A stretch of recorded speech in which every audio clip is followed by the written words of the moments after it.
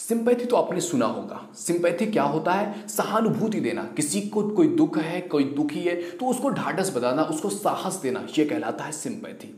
एक वर्ड है empathy. Empathy का क्या अर्थ होता है? सिंपैथी और एम्पैथी में क्या डिफरेंस है? क्योंकि एम्पैथी ये होता है जब कोई दुखी है तो आप उस सिचुएशन में खुद जाकर के देख सको कि अगर कोई दुखी है तो आप वो फील ऐसा कर सको कि वो नहीं बल्कि आप दुखी हो। उस सिचुएशन में आपके दिल पर उस तरह की दुख बीते, उस तरह का जो माहौल हो, जो सिचुएशन हो, वो सिचुएशन आप खुद के लिए फील कर सको, ये कहलाता है एम्पैथी। जैसे कि मान लिया कोई रोड एक्सीडेंट हो गया। अब रोड पर कोई एक्सीडेंट हो गया है, अब आपने देखा या आपने एम्बुलेंस को कॉल कर दिया, एम्बुलेंस आई और उसको लेकर के गई। तो सिंपैथी है कि आपने किसी के प्रति सहानुभूति दिखा दिया। एम्पैथी क्या होगी कि आपने उसको देखा तो आपने उसको देख करके एम्बुलेंस को ही कॉल कर, एम्बुलेंस को भी आप कॉल करेंगे और आप वहाँ रुकते भी हैं और फील करते हैं कि इसकी जगह पर मेरी फैमिली का भी कोई हो सकता था, मैं भी हो सकता था, मैं किस तरह से फील कर रहा होता, इस टाइम पर मुझे कौन सपोर्ट करने के लिए कोई आता। मैं भी ये चाहता ना कि अगर मेरा एक्सीडेंट हुआ है तो कोई आए, कोई अपनी तरह से आए, कोई मेरा सपोर्ट कर सके।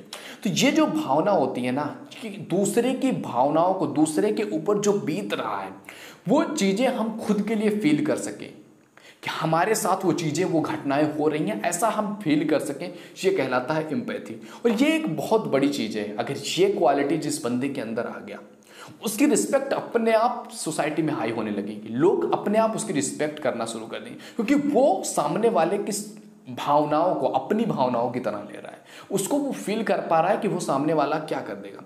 जैसे कि अगर आपने किसी को प्रपोज किया, कोई लड़का है, किसी लड़की को उसने प्रपोज किया और उसने रिजेक्ट कर दिया, उसने उसके प्रपोजल को एक्सेप्ट नहीं किया, तो वो अब उस लड़की से भड़ास में नहीं हो जाएगा कि उसने मुझे कैसे रिजेक्ट किया। वो उसकी जगह पर जाकर के भी सोच सकेगा। एम्पैथी ये बहुत बड़ी चीज़ है। आप उसकी जगह पर जाकर के भी सोच सकेंगे कि आप किसी ऐसे व्यक्ति को जिसको आप जानते तक नहीं हो, जस्ट वो आया और उसने कहा आई लव यू, आप उसके पीछे चले जाओगे या उसको आप जस्ट आई लव यू बोल दोगे? नहीं ना। ये किसी तरह से फैक्ट पर आ रहा है? नहीं। ये आप तभी महसूस कर सकते हो, तभी फील कर सकते हो जब आप उस सिचुएशन में खुद को ले जाकर के देख पाओगे। अदरवाइज आपको लगेगा कि उसने मुझे रिजेक्ट किया, उसकी ये औकात, उसने मुझे रिजेक्ट कैसे किया। लेकिन जब आप उसकी जगह पर के जाकर के देखोगे, हो सकता है आपको बहुत प्यार हो उससे, लेकिन उसे पता ही नहीं, वो आपको नहीं जानते या वो आपके साथ रहना पसंद ही नहीं है उन्हें, या आप ही नहीं पसंद हो, तो ज़रूरी थोड़ी ना है कि सामने अगर आपने किसी को प्रपोज किया तो ज़रूरी थोड़ी ना है कि एक्सेप्ट ही हो। प्रपोजल आपका अधिकार है, आपने अधिकार दिया, और रिजेक्ट करना भी सामने वाले का अधिकार है। वो कर सकता है अगर उसे पसंद नहीं है तो। और जब भी कोई आपको रिजेक्ट करता है ना, ध्यान से समझिएगा इस बात को, वो आपको रिजेक्ट नहीं कर रहा होता, वो आपके उस प्रपोजल को जस्ट रिजेक्ट कर रहा है कि आपने जो उसके सामने प्रपोजल रखा हुआ है कि आप उससे प्यार करते हो, तो उसने बस उस चीज़ को रिजेक्ट किया है कि सी और he can not be in relationship with you. वो आपके साथ रिलेशनशिप में नहीं आ सकता है या नहीं आ सकती है। तो जस्ट उसने आपके उस प्रपोजल को रिजेक्ट किया है। उसको अपनी ईगो पर नहीं लेना, बल्कि सामने वाले की भावनाओं को समझ लेना कि उसने ऐसा क्यों कहा होगा या उसने कैसा फील किया होगा। ये कहलाता है एम्पैथी। और ये चीज़ें आ गई फिर आप लाइफ में ये जो प्रॉब्लम्स होती हैं, कोई किसी के ऊपर, लड़की के ऊपर आपने देखा होगा चेहरों पर तेजाब फेंक करके चले जाते हैं या उसके साथ कुछ गलत कर जाते हैं। क्यों? क्योंकि उन्होंने उसको उसकी सिचुएशन में आकर के देखा ही नहीं।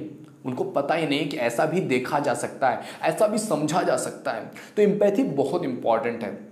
आपका कोई फ्रेंड है, उसके घर पर लड़ाई हो गई है, यानी उसके घर पे झगड़े हुए हैं या उसको घर से डांट पड़ी हुई है, वो आता है स्कूल में और आप उसको तंग कर रहे हैं और वो गुस्सा हो जा रहा है, यानी कि वो जिस तरह से आप डेली मस्ती करते थे वो मस्ती नहीं हो पा रही है। आपको पता है कि उसके घर में झगड़े हुए हैं, लड़ाई हुई है, उसकी लड़ाई हुई है घर से, लेकिन आप फिर भी उसको तंग कर रहे हैं और वो अगर फ्रस्ट्रेट हो रहा है, वो गुस्सा कर रहा है और आप भी गुस्सा करने लगते हैं। आप समझ ही नहीं रहे हैं कि मतलब उसके फैमिली में ये सिचुएशन था।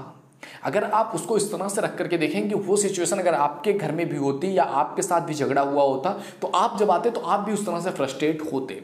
तो इस तरह के सिचुएशन को समझना, उसको फील करना और उसको उस हिसाब से लोगों के साथ रहना, लोगों के साथ जुड़ना, लोगों के साथ एक रिलेशन में रहना, तो वो आपके रिलेशन को, आपकी पर्सनालिटी को स्ट्रांग बनाता है। और इससे आप ना जो चीज़ें आप अपनी लाइफ से सीखते या आप अपनी लाइफ में खुद एक्सपीरियंस करते, वो दूसरों के एक्सपीरियंसेस को फील करके आप वो चीज़ पा सकते हैं, वो चीज़ जान सकते हैं कि वो कैसा फील कर रहा है। आप उस सिचुएशन में खुद डाल करके खुद को देख सकते हैं। तो इससे आपको हर एक चीज़ में लाइफ में करके नहीं देखना होगा, आप दूसरों के कामों से भी सीख सकते हैं। और इससे बुद्धिमान व्यक्ति यही तो होता है, वो करके नहीं बल्कि दूसरों की गलतियों से, वो गलतियां करने नहीं जाता, वो दूसरों की गलतियों से खुद सीख लेता है। और बेवकूफ़ आदमी वो है जो अपनी ही गलतियों से नहीं सीख पाता, दूसरों की गलतियों से नहीं सीख पाता। तो जो दूसरों की गलतियों को देख करके उस सिचुएशन में खुद को डाल करके उस एक्सपीरियंस को खुद ले सके, दैट्स अ ग्रेट पावर। और ये केवल एम्पैथी के पास है। तो एम्पैथी को अपनी लाइफ में ज़रूर लाइएगा। आई होप आपको वीडियो पसंद आया होगा। वीडियो पसंद आए तो लाइक कीजिए, शेयर कीजिए यार फ्रेंड सर्किल में। आप किसी भी प्लेटफॉर्म पे देख रहे हैं, इंस्टाग्राम, फेसबुक और यूट्यूब पर देख रहे हैं तो सब्सक्राइब कर लीजिए। फेसबुक और इंस्टाग्राम पे देख रहे हैं तो आप फॉलो कर लीजिए। आपको इसी तरह के बेहतरीन इंपॉर्टेंट कंटेंट मिलते रहेंगे जो आपकी लाइफ को इन्हेंस करेंगे, आपकी लाइफ को बढ़ाएंगे, आपकी लाइफ में ग्रोथ के सिम्टम्स, ग्रोथ के फैक्टर पैदा करेंगे। तो मिलते हैं आपसे अगले वीडियो में। Thank you.